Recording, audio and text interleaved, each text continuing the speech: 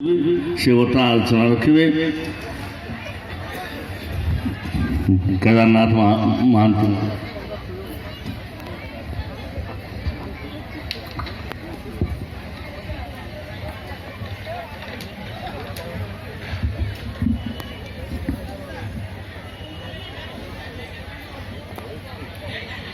वंदे लोकतिलकं सत्तवार्ता विभूषणं अमरकृतिसारणं प्रबुद्धं लोकजीवनं प्रणय प्रमत्त जगदीपनं वंदे जीवन जीवनं सत्पुरुषम्। परमाराध्य जगज्जननी श्री श्री बड़मा परम पूज्यपाद श्री श्री बड़दा आचार्य देव पूज्यपाद श्री श्री दादा सभी तोड़ चरण तले मोर अनंत कोटि प्रणाम। वरेण्य परधा महोदय, सम्माननीय मुख्य वक्ता महोदय,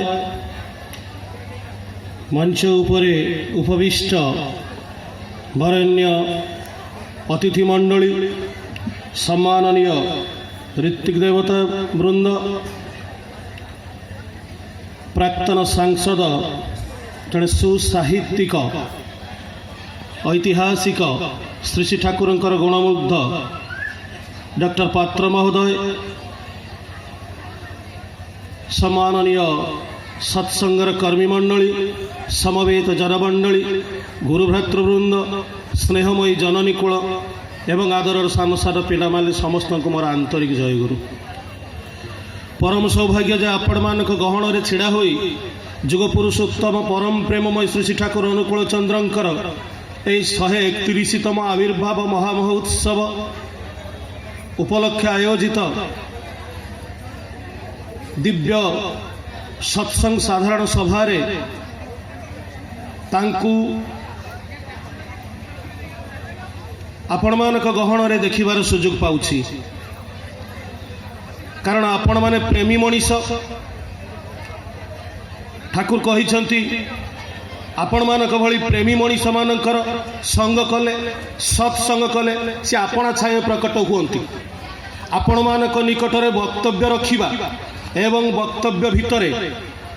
आपण मानक चमत्कृत करि परिबा एमिति शक्ति मोर नाही एवं कार भी अछि। मोर एक कथा मने हुए ना एइथि पई जे प्रकृत रे आपण मानक मु जानिछि, अति निकटरु जानिछि। विजय भाई आपण जानिछंती कि नहीं, ये भोगराई माटीर गोटे स्पर्श और वासना खूब स्वतंत्र। एठिकार धूली माटी को छुई देले सेठु साहित्य उत्पत्ति हुए। एठिकार आकाश रे जो तारा उठे सी तारा बोधे एठाकार प्रथित जसा व्यक्तित्ववानंकर सौंदर्य रे अनेक समय रे निजे लज्जित अनुभव करे। एठाकार मनीष मानकर आकर्षणीय आतिथ्य, एठाकार मनीष मानकर भल पाइबा और प्रेम एते स्वतंत्र जे सारा ओडिशा कहीं भारत वर्ष और बहिर्भारत रे खोजिले मध्य तार कौनसी तुलना आपण पाइबेनी। ये होची भोगराई माटी। ये माटी निजे कथा कहे, ए माटी पुरुषोत्तमंकर माटी। आज एइथिपाई मु कहिबाकु बाध्य हुए जे एठाकार मनीषर अंतर्जगत रे पुरुषोत्तम को प्रतिष्ठा करिबा पाई जो आंदोलन सृष्टि होईची, जो आकुलता सृष्टि होईची, जो व्याकुलता सृष्टि होईची, यह निश्चित और निर्धारित सत्य जे एमाने दिने एमिति गोटाए किछि करि देखाइबे। एमाने एठी पुरुषोत्तमंकर एमिति एक सुंदर श्रीमंदिरटे प्रतिष्ठित करेइबे जहा देखिबा पाई अनेक मनीष अनेक दूर दूरांतरु आसिबे एवं एइठारे आसी पुरुषोत्तमंकर श्रीमंदिर प्रांगण रे श्री श्री ठाकुरंकु श्रीमंदिरर सौंदर्य भितर उपभोग करिवे एवं से दिन गोटे बेसी दूर ना हुई ए कथा मते आज मने हेउची एई जनसमावेश को देखि। एठारे विभागीकरण नाही, एठारे विभक्तिकरण नाही, एठी संहति अछि, एठी संख्या अछि, एठी श्री श्री ठाकुर प्रति भल पाइबा अछि। श्री श्री ठाकुर को मन भरी प्राण भरी उपभोग करुथिबा मनीष एठी कथा कम कहे, काम रे अनेक बेसी। तेणु एमाने समस्ते प्रथम श्रेणीर कर्मी। एमानक पाखरे आमे जदि बाग्मी होई परिचय दियंती, एमानक निकटरे जदि आमे वक्तृता रखंती, ताहाले आमे तृतीय श्रेणीर कर्मी होई पारंती, किंतु प्रथम श्रेणीर कर्मी हवा संभव नुहे, कारण एमाने ठाकुरंकर प्रथम श्रेणीर कर्मी। एठी शिक्षा रे এটি আভিজাত্যরে, এটি সংস্কৃতিরে, এটি সভ্যতারে, এটি ভাল পাইবারে, আন্তরিকতারে, পারস্পরিকতারে, মଣିଷ ପଣିଆରେ ଏଠାକାର ମଣିଷମାନେ ଅତି ସ୍ୱତନ୍ତ୍ର। ତେଣୁ ଏମାନଙ୍କୁ ବାରମ୍ବାର ପ୍ରଣାମ କରେ। ଆଉ ସେଇ ପ୍ରଣାମ ପୁଣି ଆଜି ସମସ୍ତଙ୍କୁ ଏଠୁ ରହି ମୁଁ ନିବେଦନ କରୁଛି। এই ଅଞ୍ଚଳର ମା ଓ ଭାଇମାନଙ୍କ ନିକଟରେ ବିଗତ ବର୍ଷ ଆମେ ଯେଉଁ ନିବେଦନ କରିଥିଲୁ, ଆଜି ବି ସେଇ ନିବେଦନ କରିବୁ। ଆହୁରି ସଂହତ ହୁଅନ୍ତୁ, ଆହୁରି ସଂଗଠିତ ହୁଅନ୍ତୁ, ଆହୁରି ସନ୍ଦୀପ୍ତ ହୁଅନ୍ତୁ। ପୁରୁଷୋତ୍ତମଙ୍କୁ ଅନ୍ତର ମନ୍ଦିରରେ ପ୍ରତିଷ୍ଠା କରି ଆପଣମାନେ ଏଠି ଏମିତି କିଛି ଗୋଟାଏ କରନ୍ତୁ ଯେଉଁଥିରେ ବହୁ ମଣିଷ ପ୍ରଭାବିତ ହେବେ। ଦୀର୍ଘ ସମୟ ଧରି ଆପଣ ଶ୍ରୀ ଠାକୁରଙ୍କର କଥା ଶୁଣି ଆସୁଛନ୍ତି ଏବଂ ମୁଁ ଉଠିବା ପୂର୍ବରୁ ବାଲେଶ୍ୱର ସତ୍ସଙ୍ଗ ସଭାପତି ଶ୍ରୀଯୁକ୍ତ ଡକ୍ଟର ଅଜିତ କୁମାର ଦାସ ମହୋଦୟ ମୋତେ କହୁଥିଲେ ବାଲେଶ୍ୱରରେ ଶ୍ରୀ ରାଜାଙ୍କର ଯେଉଁ ଆଶୀର୍ବାଦ ହେଇଛି ଦ୍ୱିତଳ ବିଶିଷ୍ଟ ଶ୍ରୀମନ୍ଦିର ନିର୍ମାଣ କରିବା ପାଇଁ ଆପଣ ଟିକେ ସେ କଥା ଏଠି କହିଦେବେ। ମୁଁ ମଜାରେ ତାଙ୍କୁ କହୁଥିଲି ମୋର କହିବାର କ'ଣ ପ୍ରୟୋଜନ ଅଛି, ଆପଣ ତ କହିସାରିଛନ୍ତି, ଆଉ କିଛି କହିବାର ଆବଶ୍ୟକ ନାହିଁ। କିନ୍ତୁ ମୁଁ ଏକଥା ସ୍ପଷ୍ଟ ଜାଣିଛି, ଏ ଭୋଗରାଇ ମାଟି ଆଉ ଏ ଭୋଗରାଇ ମାଟିର ମଣିଷମାନେ ମୋର ମନେ ହୁଏ କେହି କେବେ କେତେବେଳେ ଯଦି ଆସି ଏଠି କିଛି ଇଷ୍ଟକର୍ମ ପାଇଁ ଛିଡ଼ା ହେଇଛି ତାକୁ ଏମାନେ ଯତ୍ପରନାସ୍ତି ସହାୟତା ଦେଇଛନ୍ତି, ଅନ୍ତର ଢାଳି ପ୍ରଭୁଙ୍କ ପାଖରେ ପ୍ରାର୍ଥନା କରିଛନ୍ତି, ହାତ ବଢ଼େଇ ସହଯୋଗର ହାତ ଦେଖେଇ ସେମାନେ ବହୁ ମନ୍ଦିର ନିର୍ମାଣରେ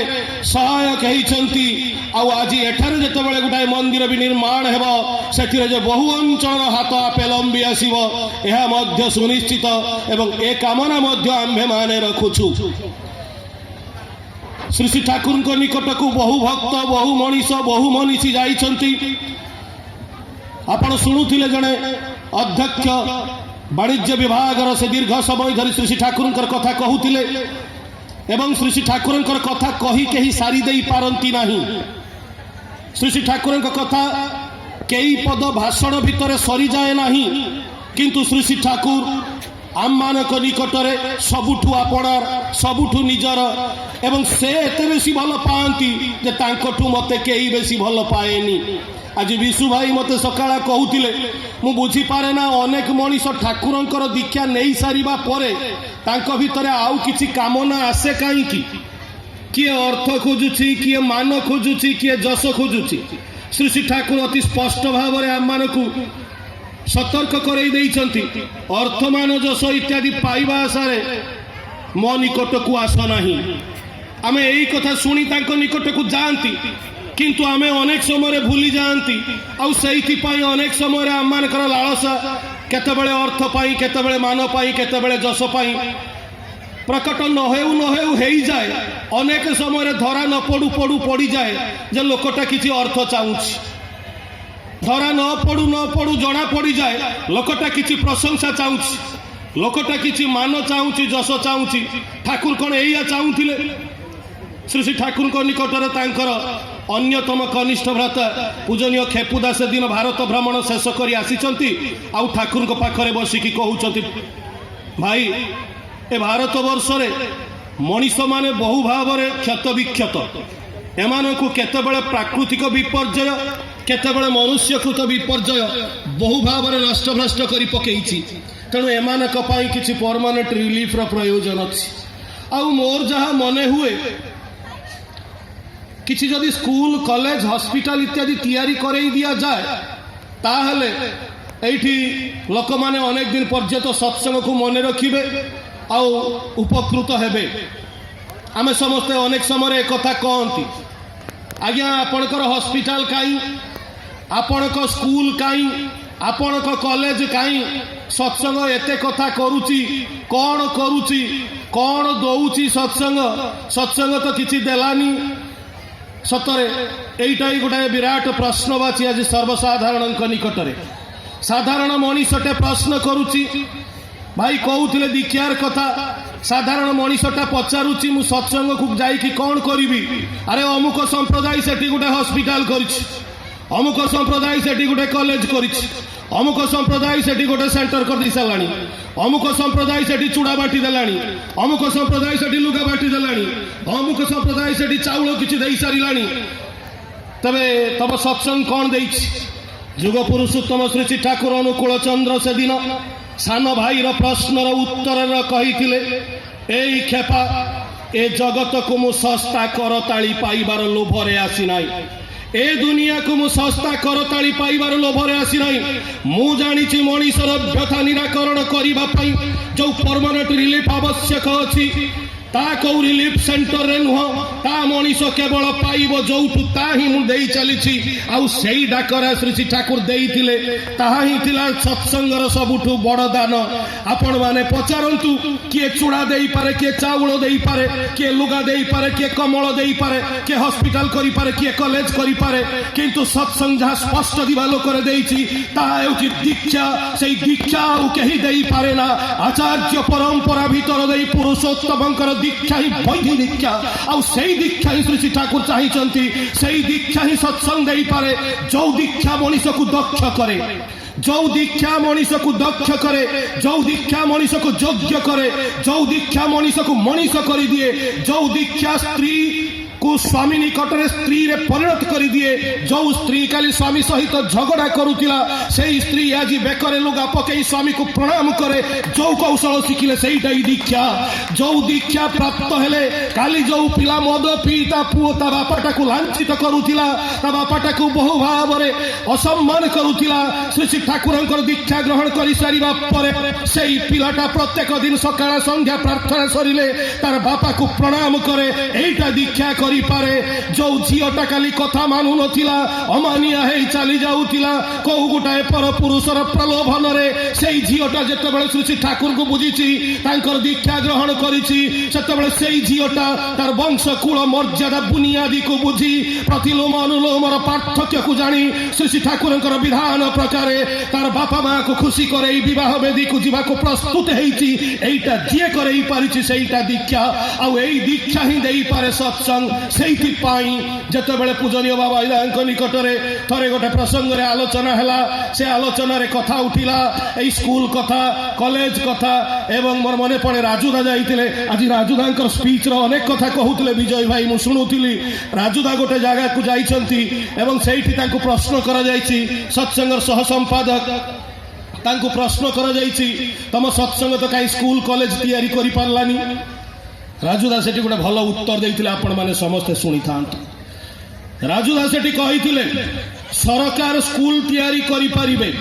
सरकार कॉलेज तैयारी करि परिबे सरकार हॉस्पिटल तैयारी करि परिबे आउ सरकार डाक्तर अपॉइंटमेंट करि परिबे सरकार टीचर अपॉइंटमेंट करि परिबे किंतु गोटे टीचर को भलो टीचर करि पारे सत्संग गोटे डॉक्टर को भलो डॉक्टर करि पारे सत्संग गोटे मनीष को भलो मनीष करि पारे सत्संग आउ सेठी पई आज बड़ बड़ कंपनी माने पूजनीय बाबा इदांक पाखरे आसी लाइन लगेई कि कहउचंती आपनक सत्संगर जदी किछि भलो मनीष अछंती आपण दियंतु से आम कंपनी रे जॉब करिवो से आम हॉस्पिटल रे डॉक्टर हेबो सत्संग ताहा ही करि पारे श्री श्री ठाकुर सेठी पई से दिन चाहिथिले अति कातर भाव रे जेतेबेले मनीष धर्म नाम रे मठ मंदिरर कथा कहूछि जेतेबेले मनीष धर्म नाम रे अरुआ गेरुआ रे विभ्रांत हेछि जेतेबेले मनीष धर्म नाम रे चिता चैतन्यर कथा कहिछि सेतेबेले श्री श्री ठाकुर किंतु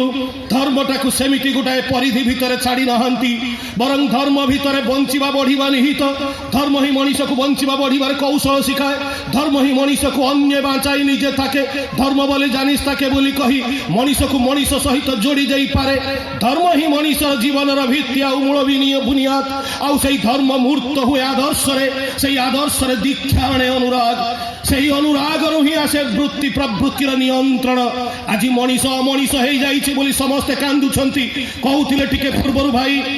जेल भितर आपण जदि मनीष को रखी दियंती सेमानकर प्रवृत्ति नियंत्रित हेब नाही बरं एई मनीषटा जेतेबेले सेई प्रेमर बंधन रे पड़ी जाए सेतेबेले सेई मनीषटा भल मनीष रे रूपांतरित हुए ठाकुर सेइथि पई से दिन कातर भाव रे आह्वान करिथिले किय अग्नित पदेव वीर्यवाही एकनिष्ठ श्रद्धा उत्साहित अदम्य संवेगशाली अमृतहरणि परम युद्ध पराक्रम प्रदीप्त प्रत्युत्पन्नमति आस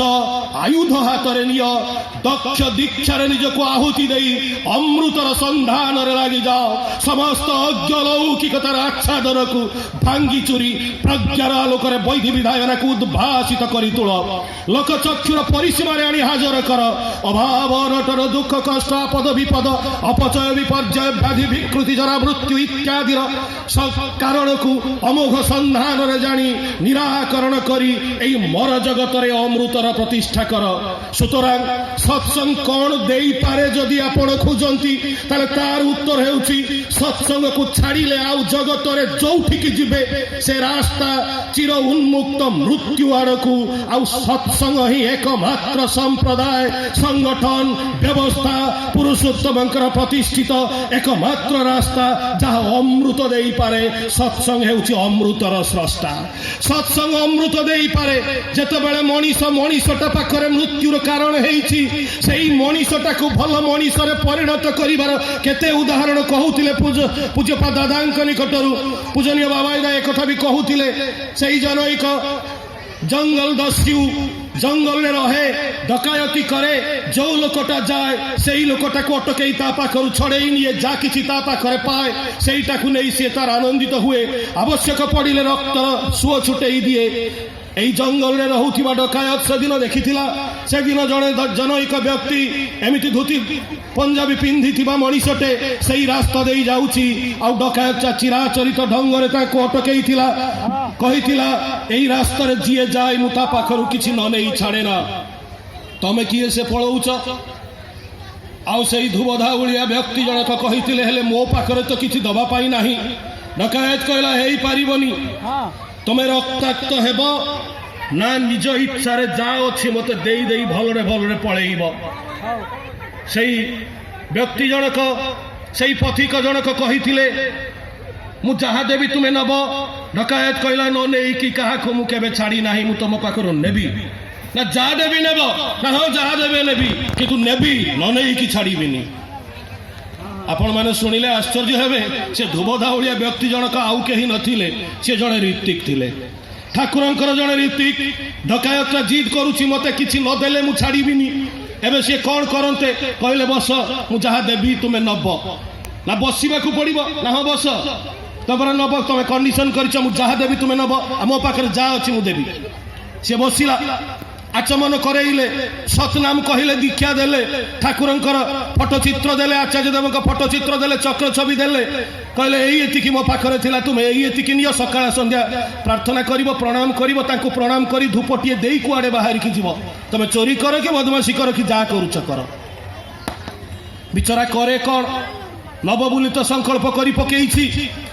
ଏବେ ଗୋଟେ ଗଛ କୋରଡ଼ରେ ଠାକୁରଙ୍କର ଚିତ୍ରକୁ ସବୁ ରଖିଦେଇ ସକାଳେ ତାଙ୍କୁ ଧୂପ ଟିକେ ଦେଇ ପ୍ରଣାମ କରି ତାପରେ ତାର ଯାଏ ସେଇ ଡକାୟତି କରେ, ରାସ୍ତାରେ ଯିଏ ଯାଇ ତାକୁ ଲୁଣ୍ଠନ କରେ, ତା ନିକଟରୁ ଟଙ୍କା ପଇସା ଛଡ଼େଇ ନିଏ, ସେଇଥିରେ ଚଳେ, କିନ୍ତୁ ସବୁଦିନ ସକାଳେ ଠାକୁରଙ୍କୁ ପ୍ରଣାମ କରେ। ଅନେକ ସମୟରେ ଆମେ କହନ୍ତି, କ'ଣ କରିବା ଆଜ୍ଞା, ଛୁଆଟା ଅମାନିଆ ହେଇଯାଇଛି, ଅବାଟରେ ଛାଡ଼ି ଯାଇଛି, ତ ସେତିକି ବେଳେ ଆମେ ଚିନ୍ତା କରନ୍ତି ନାହିଁ, ଆମେ ଚାହିଁଲେ ତାକୁ ପରିବର୍ତ୍ତନ କରିପାରିବା ନାହିଁ। ତାଙ୍କୁ ପରିବର୍ତ୍ତନ କରିବା ପାଇଁ ଯିଏ ଜଗତରେ ଆବିର୍ଭୂତ ସେ ହେଉଛନ୍ତି ପରମ ପୁରୁଷ ପୁରୁଷୋତ୍ତମ। ଦେଖାଗଲା ସବୁଦିନ ତ ଧୂପ ଦେଉଛି, ପ୍ରଣାମ କରୁଛି, ଆଉ କିଛି ଦିନ ପରେ ସେଇ ଅଞ୍ଚଳକୁ ଜଣେ ଫରେଷ୍ଟ ଅଫିସର ଆସିଲେ। ସେ ଫରେଷ୍ଟ ଅଫିସର ଜଣକ ବି ଠାକୁରଙ୍କର ଦୀକ୍ଷିତ। ଦେଖାଗଲା ତାଙ୍କ ପାଖରେ କଥା ପହଞ୍ଚିଲା, ଏ ଜଙ୍ଗଲରେ ଗୋଟେ ଡକାୟତ ଅଛି, ସେ ରାସ୍ତାରେ ଯିଏ ଯାଏ ତାକୁ ସିଏ ବାଡ଼ାଏ, ତା ପାଖରୁ ସବୁ ଛଡ଼େଇ ନିଏ, ଆଉ ସେଇ ଡକାୟତଟା କବଳରୁ କେହି ରକ୍ଷା ପାଏ ନା। କିନ୍ତୁ ତାର ଜଣେ କିଏ ଗୁରୁ ଅଛନ୍ତି, ସେ ଗୁରୁ କିନ୍ତୁ ଭୀଷଣ ଭକ୍ତି করে ପ୍ରଣାମ କରେ, ତାଙ୍କୁ ନେଇ ସେ ଜୀବନରେ ଚାଲିବାକୁ ଚେଷ୍ଟା କରେ। ଏବେ ଜଙ୍ଗଲ ଅଫିସର ଜଣକ ଚିନ୍ତା କଲେ, କିଏ ସେ ଗୁରୁ ହେଇପାରନ୍ତି? ଅତି ସନ୍ତର୍ପଣରେ ଯାଇ ଦେଖିଲେ ଗଛ କୋରଡ଼ରେ ରଖିଥିବା ସେଇ ଫଟୋଚିତ୍ରକୁ। ଏବେ ଜାଣିଗଲେ ପୁରୁଷୋତ୍ତମ ହିଁ ଏଇଠି ଅଛନ୍ତି। ଯେତେବେଳେ ତାଙ୍କର ସାହସ ଆସିଛି, ସେ ଡକାୟତ ନିକଟରେ ଯାଇ ପହଞ୍ଚି କହୁଛନ୍ତି, ଆରେ ତମେ ଏ ଠାକୁରଙ୍କୁ ଏଇ ଗଛ କୋରଡ଼ରେ ରଖିଛ? ସେ କହିଲା, କ'ଣ କରିବି, ଆଉ ଏଇ ରାସ୍ତାରେ ଜଣେ ଯାଉଥିଲେ, ମତେ ଦେଇଗଲେ, କହିଲେ ପ୍ରଣାମ କରିବୁ, ଧୂପ ଦେବୁ, ସେଇଠି ରଖିଛି, ପ୍ରଣାମ କରେ। ନା ଖାଲି ପ୍ରଣାମ କରୁଛ, ଆଉ କିଛି ନାହିଁ? ଆରେ ତାଙ୍କ ପାଇଁ ଗୋଟେ ଭଲ ଘରଟେ କରିଦିଅ, ଆଉ ସେଇ ଘରେ ତାଙ୍କୁ ରଖ, ତାଙ୍କୁ ଯେତେ ଭଲରେ ରଖିବ ତମେ ସେତେ ଭଲରେ ରହିବ। ତାଙ୍କୁ ଯେତେ ଭଲରେ ରଖିବେ ଆପଣ ସେତେ ଭଲରେ ରହିବେ। ଆପଣ ଅନେକ ସମୟରେ ଭାବନ୍ତି, ଭଲ କୋଠାଟେ କରିବି, ଭଲ ଗାଡ଼ିଟେ କରିବି, ବହୁ ଟଙ୍କା ପଇସା କରିବି, ସେଇଥିରେ ଭଲରେ ରହିବି। ନାଇଁ, ଆପଣ ଏତିକି ମନେ ରଖନ୍ତୁ, ଆଜିଠୁ ପରୀକ୍ଷା କରିକି ଦେଖନ୍ତୁ,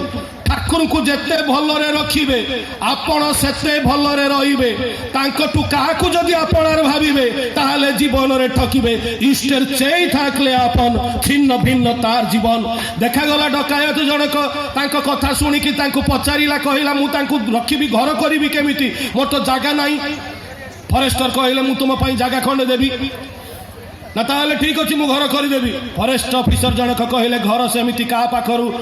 छड़े आनी कि क्या डरे कि क्या रक्ताक्त करके आनी से टंकार घर कले ठाकुर से रही ताले कौन करी ना भिक्षा करने को पड़ो जदि ठाकुर को भल पाऊ ताले भिक्षा करने को पड़ो अरे भल पाइबार कीड़ केन्द्र सीए जिते मनीष पाईगला तार परिवर्तन अवश्यम भावी यही जो एत कथा होते लोक आसी आपण मैंने समस्ते बसी पुणी 365 दिन बीतीज एठू आप कौन शिक्षा नहीं कि जीवे कौन टा आप शिखिकी कौन नहीं कि जीवे एत कथा एत बाणी विजय भाई केड़े सुंदर किना कहते अन्यायी जे अत्याचारी बेघात उन्नतिते रुद्ध करी शक्ति दिए बुद्धि विचार सद्विधिते एत कथा एत बाणी तो आप मन में रखिकी जापरेनि ठाकुर को सेदिन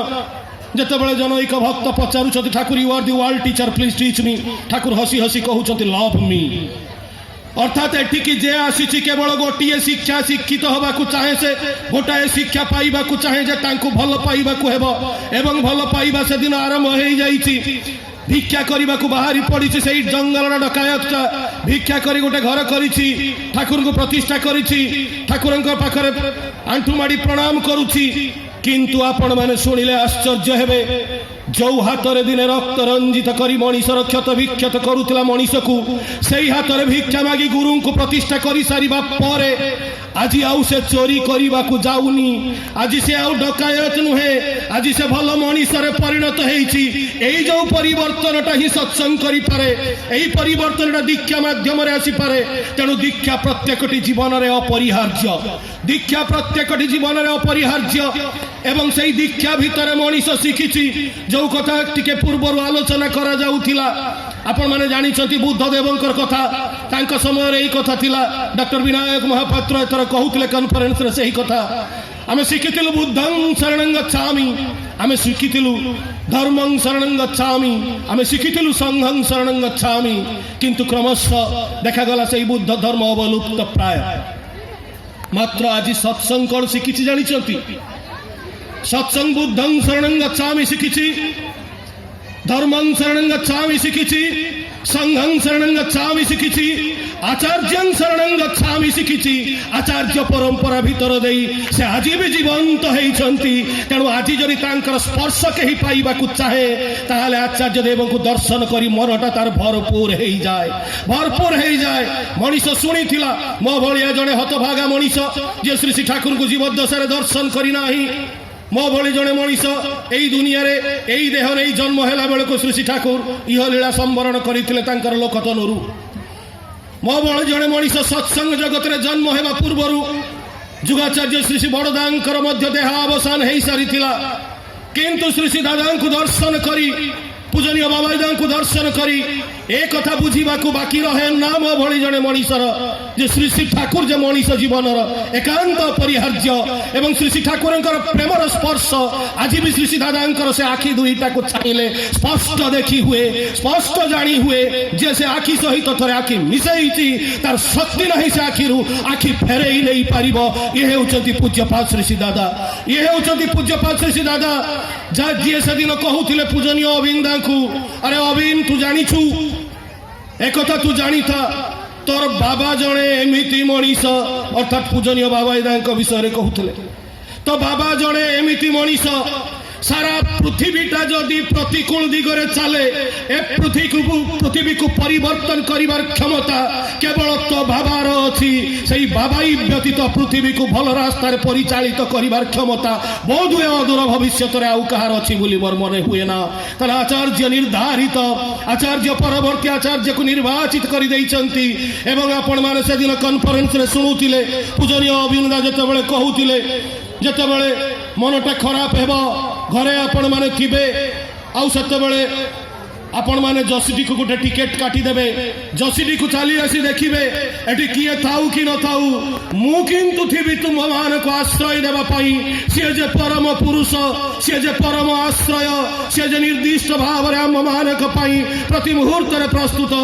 एहा छडा आउ कोन गारंटेड वर्ड हम मान को पाखरे रही पारे आपण मान को निकट रे सेही निवेदन रखे आपण माने भोगराईवासी संस्कृति रे सभ्यता रे आपण माने सारा ओडिशा पाई दिग्द्रष्टा साजिछंती आपण माने एमिति किछि करंतु मिलित भाव रे एवं एमिति किछि करंतु व्यक्तिगत भाव रे जोथिरे आपण मानको मनीष उदाहरण करी मानि पारिबो अनेक मनीष आपण को उदाहरण करी मानि पारिबे सेमिति किछि करंतु आपणकर व्यक्ति जीवन